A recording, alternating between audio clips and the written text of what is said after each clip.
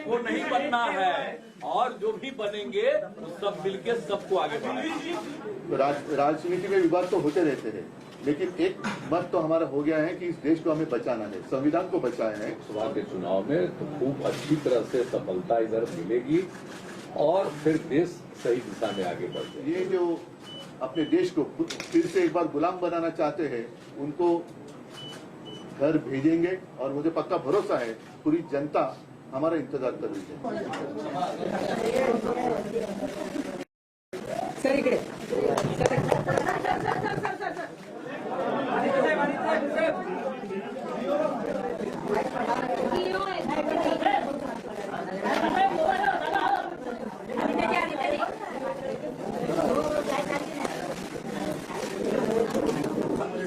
आज मातोश्रीमध्ये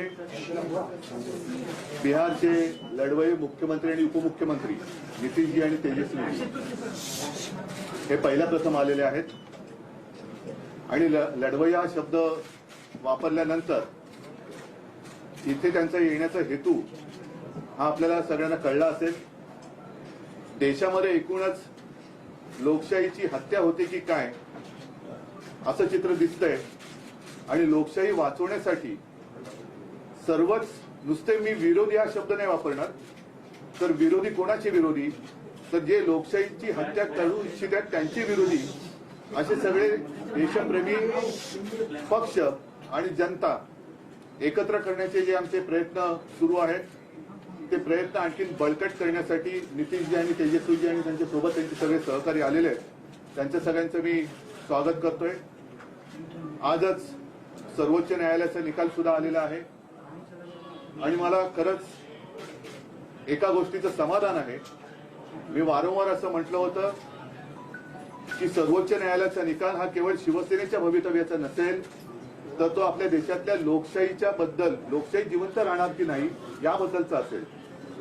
आणि माननीय सर्वोच्च न्यायालयाने आज जो निकाल दिलेला आहे त्याच्यामध्ये एकूणच सत्तेसाठी हपापलेल्या लोकांचं उघडं नागडं राजकारण हे त्यांनी त्याची पूर्णपणाने चिरफाड केलेली आहे। सगळ्यात महत्वाचं म्हणजे राज्यपाल महोदयांची जी भूमिका होती ती संशयास्पद, आता त्या संशयास्पद म्हणायला सुद्धा काही अर्थ राहिलेला नाही, ती सरळ सरळ अयोग्य होती आणि एकूणच राज्यपालांच्या भूमिकेचं सुद्धा वस्त्रहरण झालेलं आहे। मग ते दिल्लीच्या बाबतीत असेल, इथल्या बाबतीत असेल, आणि राज्यपाल ही यंत्रणा ही एक आतापर्यंत आदरयुक्त अशी यंत्रणा होती, पण राज्यपाल यंत्रणेचे धिंडोडे ज्या पद्धतीने शासनकर्ते काढतायत ते बघितल्यानंतर आता याच्या पुढे राज्यपाल यंत्रणा ही अस्तित्वात ठेवावी की नाही हा सुद्धा एक मोठा विचार मला असं वाटतं सर्वोच्च न्यायालयापुढे आपल्याला न्यायला पाहिजे। तूर्त सर्वोच्च न्यायालयाने जो निकाल दिलेला आहे त्याच्यामध्ये राज्यपालांना अधिवेशन बोलवण्याचा अधिकार नव्हता, त्यांनी बोलवण्याची गरज नव्हती वगैरे वगैरे सगळे आता आपण डिटेलमध्ये गेल्यानंतर कळेल, पण अपात्रतेचा निर्णय हा त्यांनी अध्यक्षांवरती जरी सोपवला असला तरी पक्षादेश हा त्यावेळेचा जो पक्ष म्हणजे माझी शिवसेना त्या शिवसेनेचाच राहील। आता अध्यक्ष महोदयांना सुद्धा याच्यामध्ये वेळ न काढता लवकरात लवकर निर्णय घ्यावा याच्यासाठी आम्ही आता मागणी तर करूच, हा एक भाग झाला। लेकिन आज नीतीश जी और तेजस्वी जी आए हैं, मैं आपका स्वागत कर ही रहा हूं और लड़ाई तो आज शुरुआत हो गई है। मैंने जैसे अभी अभी आपको कहा, जब हम अंदर बात कर रहे थे तो एक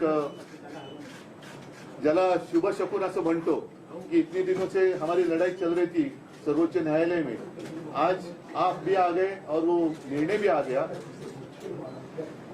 इस देश में अब प्रजातंत्र उसकी रक्षा करना हमारा काम है। जैसे सर्वोच्च न्यायालय ने कहा कि अगर मैं रिजाइन नहीं करता, मैं इस्तीफा नहीं देता तो शायद वो मैं वापस मुख्यमंत्री बन जाता। मैं मेरे लिए नहीं लड़ रहा, मेरी लड़ाई जनता के लिए है, मेरे देश के लिए, मेरे राज्य के लिए है। और भले हम इसके पहले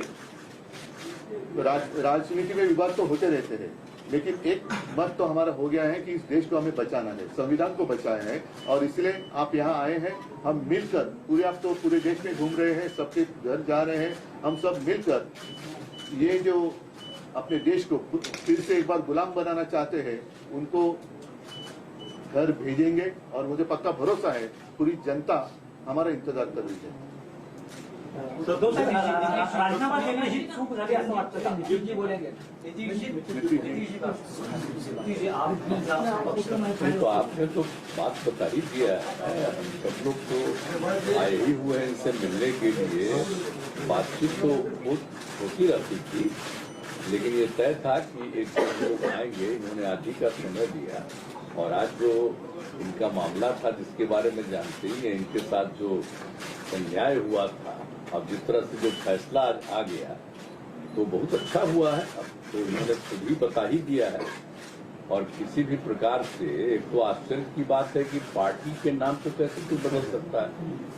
तो इन सब चीजों को लेकर के तो हम लोग सब दिन तो अपनी बात अपना इनके साथ हम लोग रही हैं, लेकिन अभी जो हम लोग आए हुए हैं उसका मकसद उन्होंने बता दिया। हम लोग चाहते हैं कि पूरे देश में अधिक से अधिक पार्टियां एकजुट हों और मिल करके हम लोग लड़ेंगे। तो आज जो केंद्र में हैं वो पूरे देश के लिए कोई काम नहीं कर रहे हैं और समझ लीजिए इतिहास बदल रहा है। इसलिए इन सब चीजों को देखते हुए अपने देश के हित में और आजादी की लड़ाई हुई और किस तरह से देश आजाद हुआ है और कितना ज्यादा काम होता रहा है पहले से, काम तो करते नहीं। अब आप सब लोग मीडिया के साथी हम आपका नमन करते हैं, आपके हम खिलाफ नहीं कुछ बोल सकते, लेकिन हम जानते हैं ना कि आप लोगों के ऊपर भी किस तरह से किया है कब्जा। कि कोई बात तो थोड़ा बहुत आप कह दीजिएगा, लेकिन ज्यादातर वो लोग अपनी तरफ से विचार करवा रहे हैं। काम क्या कर रहे हैं देश में बताइए? कहीं कोई काम हो रहा? और अलग अलग राज्यों में दूसरे पार्टी के लोगों ने जो काम किया है उसके बारे में तो उतना चर्चा भी नहीं होता है। तो इसीलिए देश के हित में जरूरी है कि भाई देश आगे बढ़े और आपस में किसी तरह का विवाद नहीं होना चाहिए। कोशिश क्या हो रही है? समाज में एक तरह का विवाद पैदा हो और ये नहीं होना चाहिए। सब में एकता, हिंदू मुस्लिम कोई भी जाति के हों, सब में कोई विवाद नहीं होना चाहिए, एकता रहनी चाहिए। तो हम लोग तो यही चाहते हैं कि ज्यादा से ज्यादा पार्टियां एक साथ मिल करके काम करेंगी। और इस बीच में बहुत लोगों से बातचीत हो गई है। आज तो इनसे ऐसे हमारी बातचीत हम लोगों की होती रहती आई ही है, आज भी बात करेंगे। अब इसके बाद ये तय होगा कि कब मीटिंग सब लोगों की होनी। तो अभी तो एक राउंड आप जानते ही हैं, पिछले महीने भी हम लोगों ने बातचीत किया और जिस तरह से बातचीत हुई है अनेक पार्टियों से, बहुत लोगों से बहुत अच्छी बातचीत हो गई है। अब उसके बाद आगे जो करना होगा वो हम लोग करेंगे। लेकिन अभी तो आए हैं, बस यही मकसद है इनका और हम लोगों का विचार तो एक ही है ना, भाई देश के हित में काम करेंगे। कोई तरह से जो हमारा पुराना इतिहास है देश का उसको बिल्कुल कायम रखेंगे। तो ये सब चीजों के लिए करेगा। ये लोग तो अपना कर रहे हैं ना, ये लोग आजादी की लड़ाई से क्या मतलब था, जिनको कोई मतलब नहीं। अब वो सोच लीजिए कितना कोई काम हो रहा है, अपने अपने ढंग से नई नई चीजों का नामकरण कुछ भी होते रहता है। तो विचित्र बात है।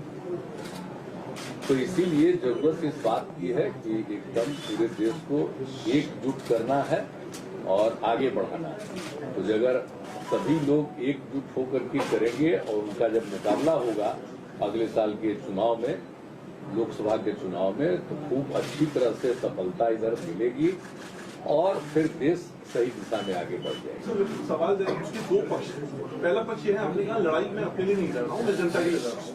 मेरा सवाल यहाँ से इसके दो पक्ष ये है कि पहला तो ये कि क्या अगर आप उस वक्त इस्तीफा नहीं देते तो आज आपकी लड़ाई और ज्यादा मजबूत होकर उभर के सामने आती? पहला मैं मानता हूँ, देखो इसके जिस नजरिया से आप देखते हो, ठीक है, कानूनी तौर पर मैंने इस्तीफा दिया, शायद गलत हो सकता है, लेकिन नैतिकता अगर देखे तो जिन लोगों को मेरे पिताजी ने, मेरे पार्टी ने सब कुछ दिया, वो लोग उठकर मेरे ऊपर उंगलियां उठाए, तो उनके लिए मैं मेरा विश्वास या अविश्वास क्यों जताने की कोशिश करूं? तो ऐसे लोगों को अधिकार ही नहीं है मुझे सवाल पूछने का। जिन लोगों ने मेरे पार्टी से सब कुछ लिया और गद्दारी की, तो गद्दार लोग मेरे ऊपर अविश्वास लाए और उसका मैं सामना करूं, कैसे हो सकता है? ये तो गद्दार लोग हैं। आज तो कोर्ट ने कहा, और मतलब कोर्ट ने गद्दार नहीं कहा, लेकिन ये सारी बातें हैं। आज तो मतलब महाराष्ट्र में आप सरकार ही नहीं है। नैतिकता तो अभी जैसे मैंने नैतिकता का पालन किया, तो अगर इस मुख्यमंत्री में जरा भी कोई नैतिकता होगी तो मुख्यमंत्री उप मुख्यमंत्री ने इस्तीफा देना चाहिए, जैसे मैंने दिया। नाही, उद्धव साहेब, महाविकास आघाडीमध्ये सुद्धा जे सर्व प्रमुख नेते होते त्यांनी तुम्हाला म्हटलं होतं की राजीनामा देऊ नका, आपण फ्लोअर टेस्टला सामोरे जाऊ. तुम्ही भावनिक राजकारणाला महत्व दिलं नाही, मी practical राजकारणापेक्षा? असेल तो कदाचित आमच्या घराण्याचा गुण किंवा दोष असेल, पण मी जे आता म्हटलं की ज्या घरानी, ज्या पक्षांनी ज्यांना सगळं काही दिलं, सगळं काही घेऊन सुद्धा जे माझ्या पाठीत वार करायला निघाले त्यांनी माझ्यावरती अविश्वास आणावा हे मला काही पटलेलं नाही. म्हणजे एक तर स्वतः गद्दार, त्यांनी विश्वासघात त्यांनी केला. विश्वासघात करणाऱ्यांकडून मला जर विश्वासदर्शक ठराव अविश्वासदर्शक ठरावाबद्दल विचारलं जात असेल तर ते अयोग्य आहे. सर मला असं दो वाटतं युवा यहाँ पर है, आदित्य हैं और तेजस्वी हैं. जिस लड़ाई की आप बात कर रहे हैं, जो मिलकर सामने आए हैं, इनमें इन दोनों का कितना अहम रोल और किस तरह से देखेंगे आप? अभी क्या रोल, अभी क्या वो सिनेमा या नाटक थोड़ी है कि रोल कैसे रहेगा, ये देखो ऐसा रोल रहेगा. ये रोल तो नीतीश जी, जब ये विपक्ष लोग आज इकट्ठा ला रहे हैं, विपक्ष का चेहरा कौन बनेगा? आपकी कुछ कोशिश ठीक है, चलो अभी तो हम इकट्ठा आ रहे हैं. सबको एकजुट करना चाहते हैं, लेकिन अपना कुछ नहीं करना चाहते हैं, ये जान लीजिए.